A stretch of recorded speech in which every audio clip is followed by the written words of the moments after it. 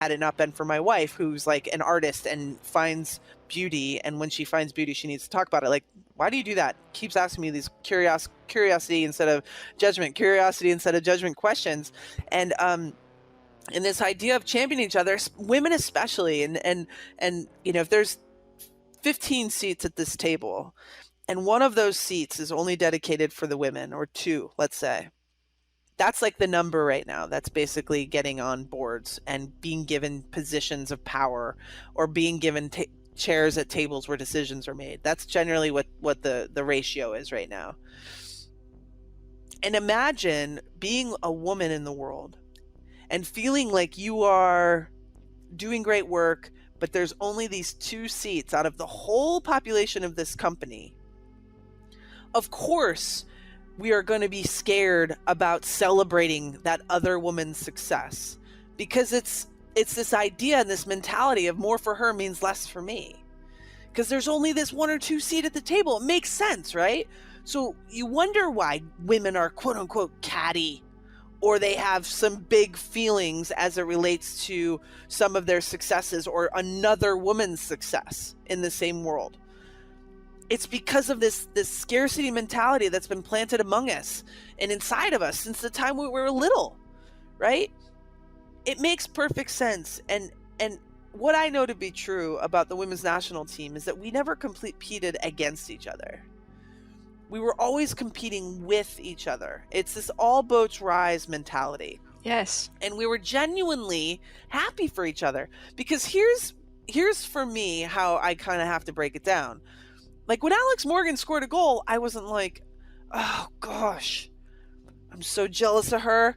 I was like, okay, here we go. It's now my turn. I've got to go. I've got to raise my level. I've got to do whatever I got to do. And that's the challenge. But we miss this opportunity to take a challenge, and we start pushing, and we point our fingers in a sneering way to the people who are succeeding around us, when in fact we should actually be pushing them up and raising them higher, because what that person's success means is a challenge for me, and that's a fear. So I'm trying to drive out fear by saying, look, if you are the goal scorer, you better be pointing. And if you're not, you better be rushing towards her. I love it. Rule number 6, believe in yourself. I just have to throw this quote out on this podcast because it's just that gorgeous. You talk about your family at home. We threw away old stories about blended families and decided to write a new one. Our themes are respect, grace, constant decision to value our collective peace over our individual egos. As it says in the Jungle Book, the strength of the pack is the wolf, and the strength of the wolf is the pack. Yeah. I think that there's a lot of families out there that struggle to figure out this blended thing. Whether it's one is divorced, and whether you've been divorced and now are remarried, or you're remarrying and the other folks have kids that are coming in, and you're trying to blend this thing, and it's confusing and it's hard. But here's the reality. It's possible. And it's possible if all parties of the adult table come together and decide that the welfare of the children and the welfare of our collective energies and the collective environments that we want to create for these children, we have to drop our egos and leave our egos back at where the divorce happened. And I give Craig, our children's dad, a ton of credit, because he gave them permission to love me.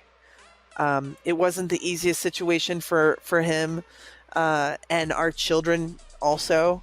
But in order for these kids to have a life that isn't plagued by this divorce, that and I'm sure they have trauma. Like, this is not me saying our kids are perfect and their lives are perfect, and like there's no such thing as a perfect life. This is a human condition. This is life.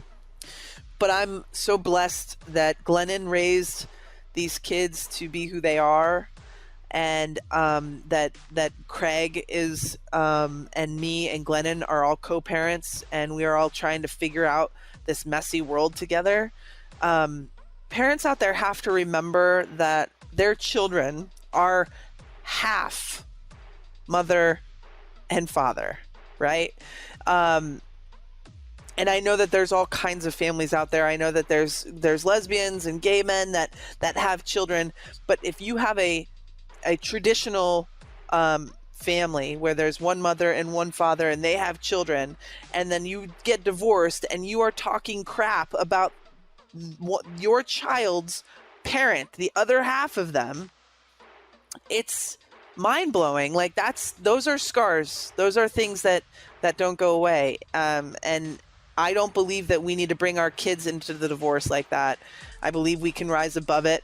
My divorce was not as amicable as Craig and Glennon's, but I've made it work. We have figured it out, and I think that not all families are created equal, and I get that, but I'm just lucky that Craig accepted me and gave our children permission to love me. I love it. Your beautiful family, your beautiful wolf pack.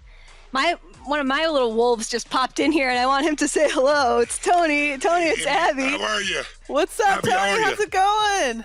I want to interrupt you guys. I just want to say we're all such massive fans. I'm so glad you wrote this second book, and just as fans of you are so proud of what you pushed yourself through, and you're an amazing soul. And it's the test of somebody's not how they do it when things go well. It's how when things don't go so well. And you've been amazing in that area. I'm so glad you're sharing your message. So I don't want to interrupt you guys, but I love Mayor here. We're all big fans. We all watched you win. I just wanted to say hello and send you our love.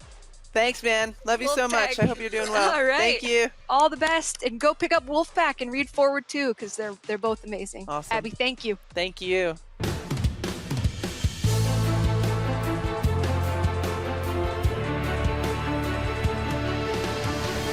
The Tony Robbins Podcast is a collection of interviews and stories and is produced by the Tony Robbins team.